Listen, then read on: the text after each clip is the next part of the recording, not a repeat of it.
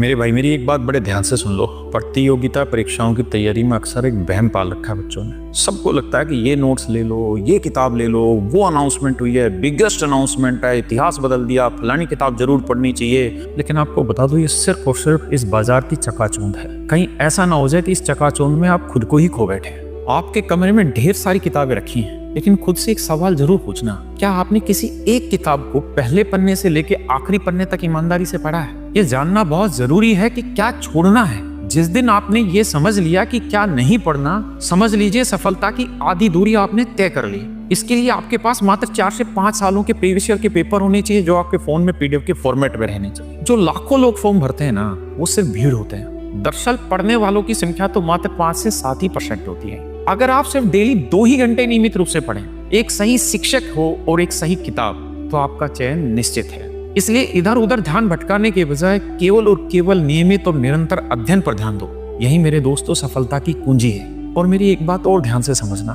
YouTube पर किताबें और कोर्स बेचने वालों के लिए आप खरीदार हो सकते हैं, लेकिन आपके माँ बाप और आपके छोटे भाई बहन के लिए आप बहुत समझदार हैं। इसलिए समझदारी का परिचय दीजिए। और एक बात ध्यान रखिए, ये कोर्सेज, ये किताबें, ये बड़ी बड़ी अनाउंसमेंट, ये बिगेस्ट अनाउंसमेंट, बड़ी बड़ी टेस्ट सीरीज, ये सिर्फ और सिर्फ आपके माँ बाप की मेहनत और पसीने को लूट रहे हैं। सच ये है कि पढ़ने के लिए संसाधनों की नहीं, जुनून की जरूरत है। इसलिए रोज पढ़िए, मन करके पढ़िए और अपने परिवार को इन स्थितियों से बाहर